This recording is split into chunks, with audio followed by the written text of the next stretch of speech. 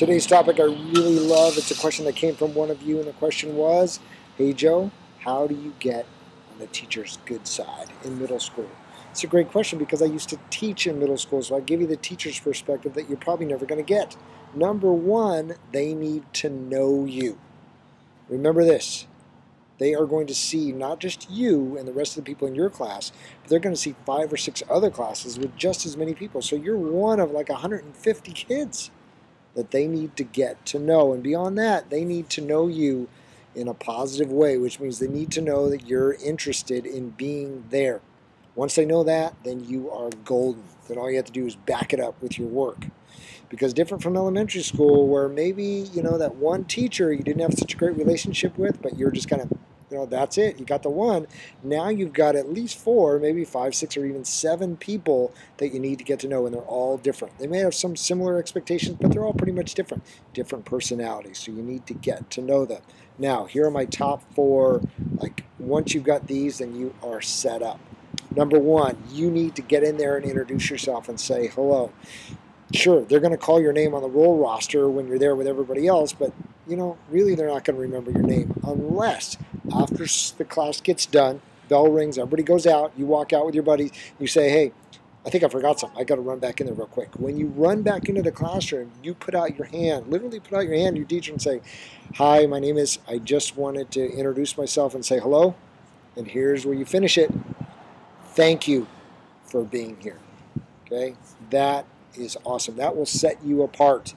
You are going to be a person they remember in a positive way. Now, number 2, when you come back to class the next day, if you have a choice about where you can sit towards the front. You don't have to be in the front row with your hand up the whole time, right, attracting all the attention, but sit towards the front, because if you're sitting towards the front, that tells the teacher you're at least somewhat interested in being there. If you sit in the back row, that's like, anybody who sits in the back row does not want to be there, and chances are you're not going to be getting good grades if you're sitting back there.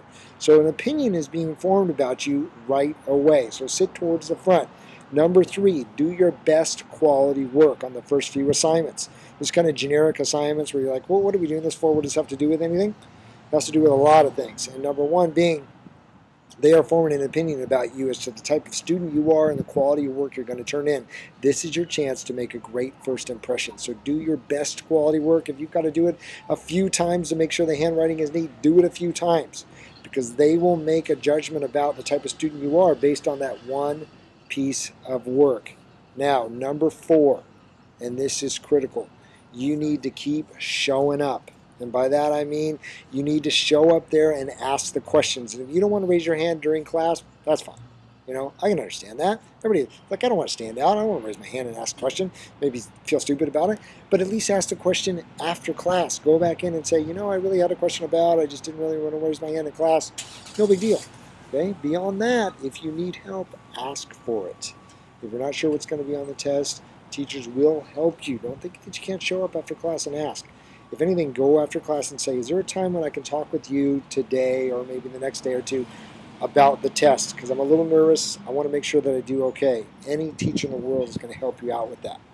My final tip, okay, this is my final tip that is going to seal the deal, going to put you way up on the list, and that is what I call the 2-minute check-in. About a month into school, before progress reports come out, because I was about 6 weeks into school, but about a month into school, you stop in and you say, can I have 2 minutes sometime today, hopefully, to talk with you about how I'm doing in your class? Everybody has 2 minutes. And what that says to your teacher is, again, you're interested in doing well, so they want to help you because you're interested. And during those 2 minutes, you say to your teacher, hey, just wanted to check in and see how I'm doing. I wonder if you could let me know if I may be missing any assignments or if there's anything I could be doing to improve. Gives you a great idea. If you are missing assignments, you have time to make them up. If you're not, you're doing great, perfect. You walk away feeling confident, you just keep doing what you're doing. That's it. Those are my top tips for making a great first impression with a teacher. Take care and have a great year.